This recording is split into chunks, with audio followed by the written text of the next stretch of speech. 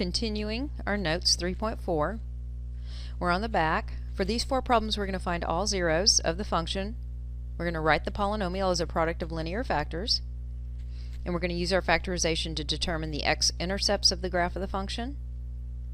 And then we're going to use a graphing utility to verify that the real zeros are the only x-intercepts. Alright, so problem number 3. It's quadratic. We can try and factor it. However, it doesn't factor. So it looks like on this one we're going to want to go straight to the quadratic formula. Let's first get it ready for that. I'm going to set the equation equal to 0. I'm going to identify A, B, and C. A is 1, B is negative 14, C is 46. Opposite B, plus or minus square root of B squared minus 4 times A times C. All divided by 2 times A.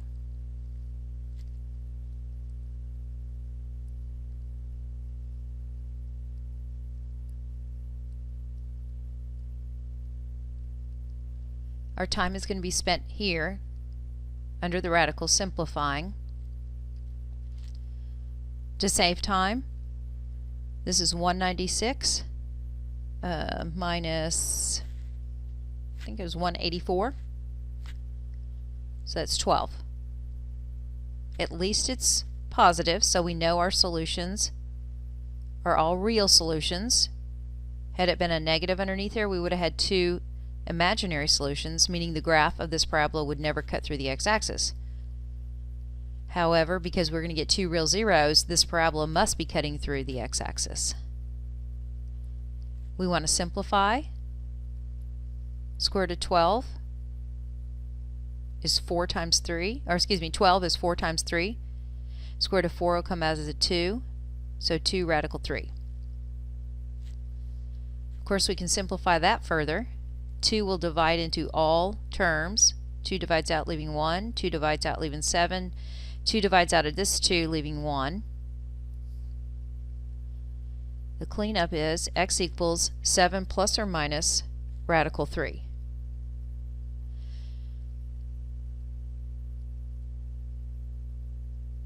Okay, let's state our real zeros.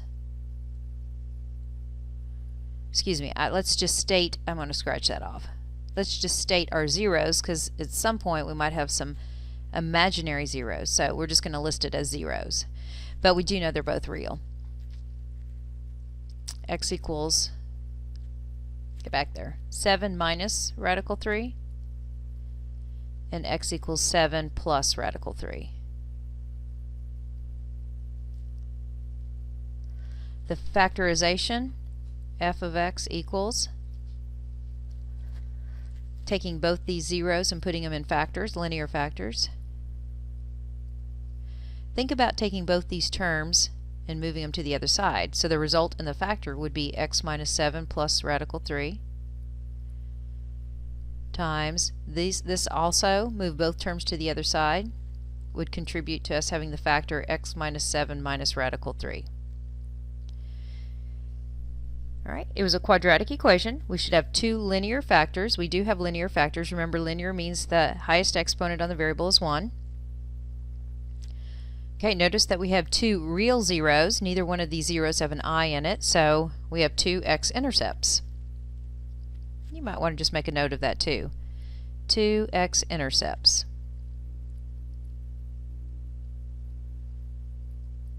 Go to your calculator, type in the quadratic equation. We know the y-intercept is at 0.46, so if you're going to put this in your calculator, make sure that your window setting at least goes up to 50, and probably 100 would be better.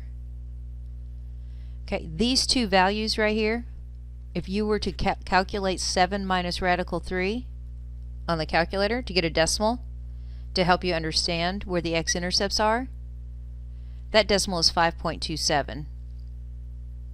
Do this on your calculator, 7 plus radical 3, and you're going to get 8.73. So that helps tell us where the x-intercepts are here. So actually I'm just going to state that that's the first real zero, and then this is the 8.73. My y-intercept is going to be way up here. It's a parabola. It's going to come down through this x-intercept and back up, picking up that one. And again, that point right there would be the y-intercept of 0, 46.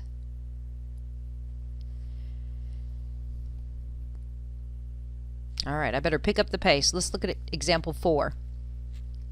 We've got to find all the zeros and then write the polynomial as a product of linear factors and then determine the x-intercepts of the graph of the function. So I think the best thing to do here is maybe first type this function into your calculator. Oh my goodness. Oh brother. Okay, because right now it looks like we might be able to factor this by grouping. It kind of appears that we could do that.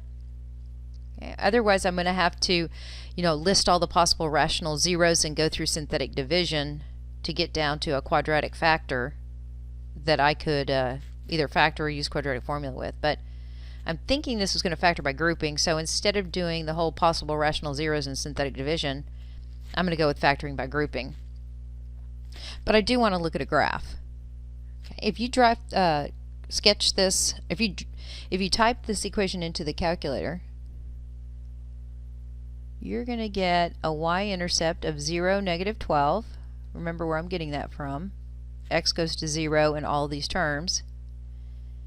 And this graph actually comes up from way down here, hits the y-intercept, and then continues up and outward. And you would see that the x-intercept, which we have 1, appears to be between x equals 1 and x equals 2. So if I am going to do this by the possible rational zeros, I probably would choose 3/2 to use in synthetic division. But I think I can factor by grouping, so that's the approach I'm going to take. Set the equation equal to 0. Group the first two terms. Now when you group here, remember this is a positive, so you don't have to make an adjustment on the sign here. And that makes sense because they both should be negative anyway if we're going to use this method. Common factor, x squared, leaves 2x minus 3. Bring down the plus.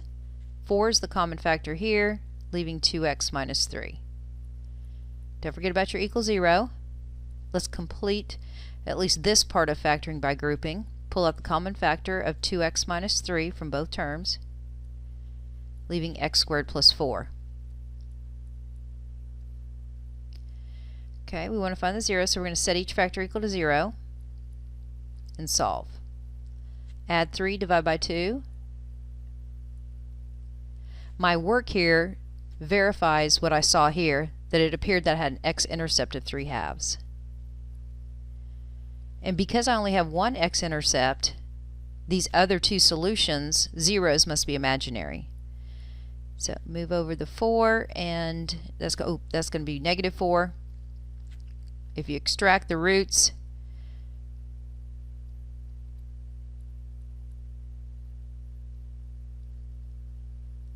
bring out the absolute value, bring out an I, but the square root of 4 goes to 2, so it looks like it's going to be 2i. So imaginary zeros look like they're going to occur in pairs, positive, negative. That's going to be called conjugate pairs in the next section. Alright, let's state the zeros. X equals 3/2, x equals negative 2i, and x equals positive 2i. There are 3 of them, 1 real, 2 imaginary, 3 total. There should be 3 because it's a degree 3. Let's write the factorization.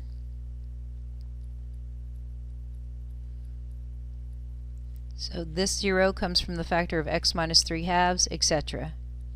This one, x plus 2i. This one, x minus 2i. Okay, and then we want to state that there's one x-intercept because there's one real 0.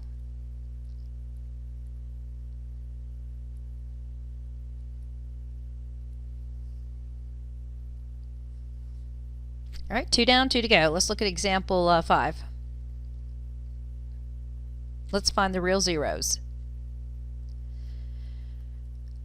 It's another cubic. It doesn't look like it's going to factor by grouping, so we are going to have to use the technique of listing all the possible rational zeros and then testing them in with synthetic division. However, for this problem, we're picking up the calculator, typing this in, seeing if the graph helps us in any way determine a starting place into synthetic division. Okay.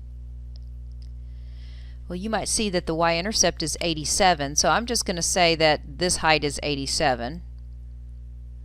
It took me actually a couple of windows to graph this, but when I did adjust the windows, that cubic looks something like this. So let's make a prediction. Of the 3 zeros that I'm supposed to get, it appears that I'm going to have 1 real zero, so the other 2 must be imaginary. Okay, and this 0, if you were to look at it on the calculator, seems to be occurring at -3. So that's a good starting place with synthetic division. So we're going to put -3 up here. List the coefficients. Every term is present. I'm not missing a term. So all coefficients will be stated as such.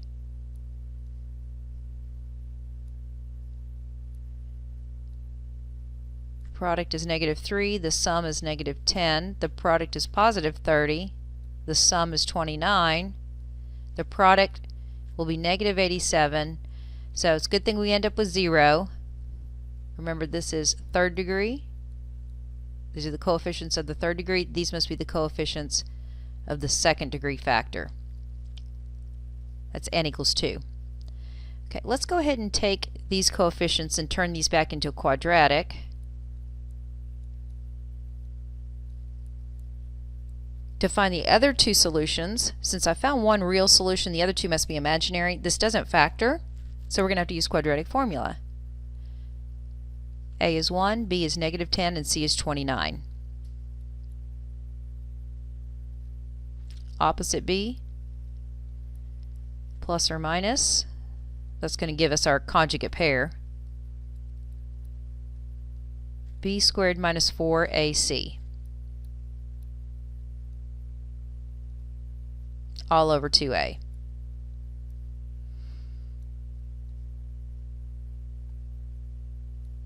That's a product, not a subtraction. The multiplication just got a little bit big. Alright, I've done this work for us. Okay, and when we take 100 and subtract, this is going to be 116, we get -16. We see where it's going. It's going to be imaginary, but let's continue cleaning it up. The I will come out, and the square root of 16 goes to 4, so it looks like it's going to be 4i. I have a little bit of simplifying. 2 can divide into all terms, so 2 divides out, leaving 1, leaves 5, and leaves 2. Rewrite, cleaning it up. X equals 5 plus or minus 2i.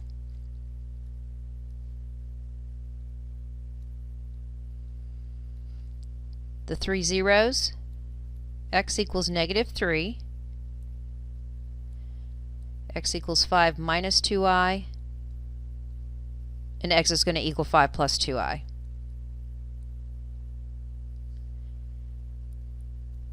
Factorization is next, building factors. Okay, remember, you're moving both these terms to the other side, so the signs change on both the terms. Likewise, both 5 and 2i will change signs when you move them over.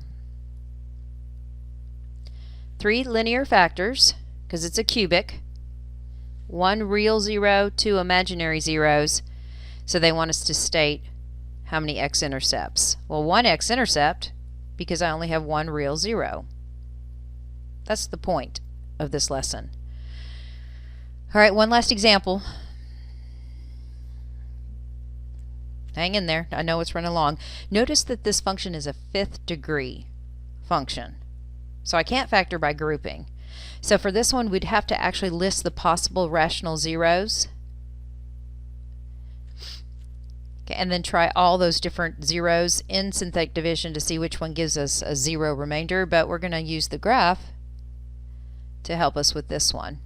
Cut down on some of our guessing work. Okay, for this fifth degree function, the graph comes up like this if you were to type it in your calculator. I think the maximum is actually achieved in quadrant 2 and it starts to come back down. And it's interesting because this graph then touches, doesn't cross the x-axis. In our previous work, when we touch but don't cross the x-axis, that's a multiplicity of 2 or another even number, which means that that x-intercept occurs twice. Well, I don't know that the x-intercept occurs twice, but the 0 occurs twice. Alright, now the scaling's off. I did a horrible job here, but I can tell you that if you look at the graph, that x-intercept is -2, and this x-intercept is 1. So obviously that doesn't look like it's scaled, but it's the best I could do.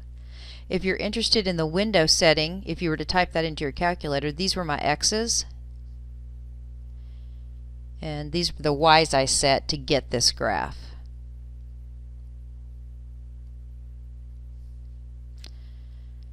Alright, so this suggests that I should maybe try -2 in synthetic division to go from a 5th degree function down to a 4th degree, and then we'll continue going. So notice we're missing a x to the 4th term, so we're going to put a placeholder of 0. X cubed's coefficient is 1, 2, -12, and 8.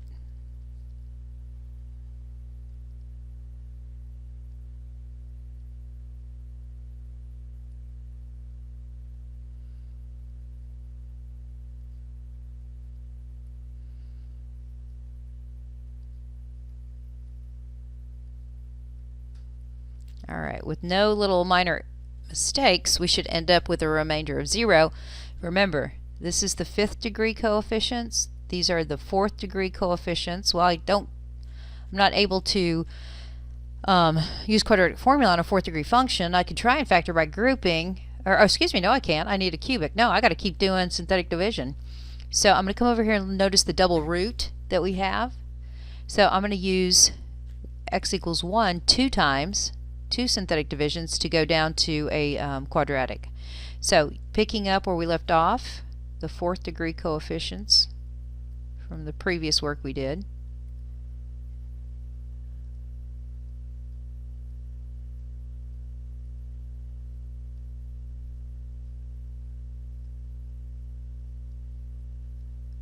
That does result in another 0, otherwise I made a mistake.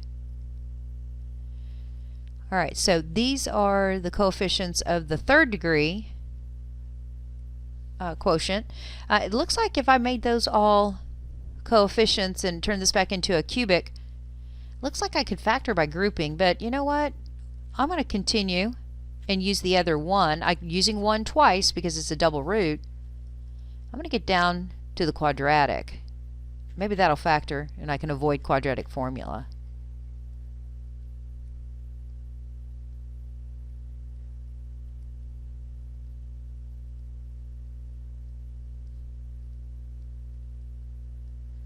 Alright, 3 synthetic divisions take me from a 5th degree to a quadratic. Okay, and what this tells us here is that this is going to be x squared plus 4, because this is 0x, equals 0.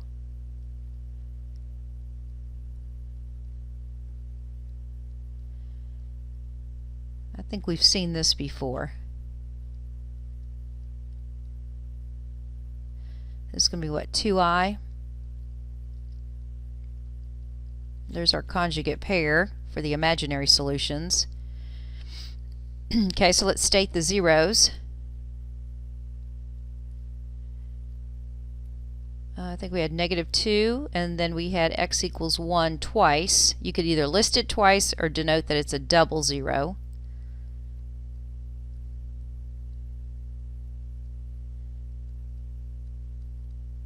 And then we're going to do the factorization.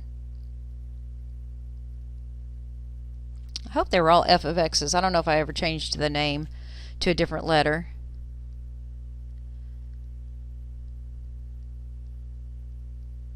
You do need to state both factors here from the same 0.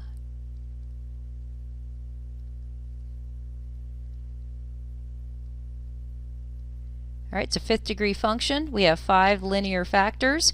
We have 3 real zeros, so we should have 3 x-intercepts. And if we look at the graph, I think we did have 3. I guess you don't really say 3 x-intercepts. There's 2 distinct x-intercepts because of that double root. Okay, so I'm going to put 3 x-intercepts here, but I'm going to put a little notation beside it. 2 distinct, meaning 2 different ones. Alright, so that's the fundamental theorem of algebra and the linear factorization theorem.